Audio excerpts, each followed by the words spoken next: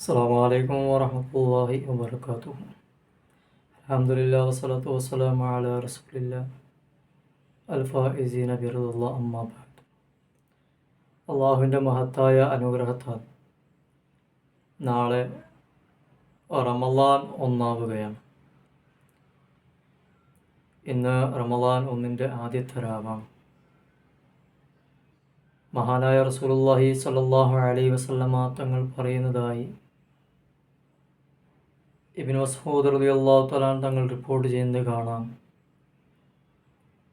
റമളാൻ്റെ മാസപ്പിറവി കണ്ട് ആദ്യത്തെ രാവിൽ ആരെങ്കിലും ഖുർആനിലെ 48-ാമത്തെ സൂറത്തായ സൂറത്തുൽ ഫത്ഹ് ഓതിക്കഴിഞ്ഞാൽ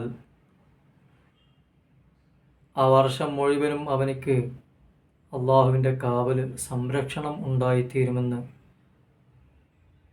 ഹദീസിൽ കാണാം. ആദരവായ റസൂലുള്ളാഹി സ്വല്ലല്ലാഹു അലൈഹി വസല്ലമ തങ്ങൾ പറയുന്നതായി കാണാൻ കഴിയും.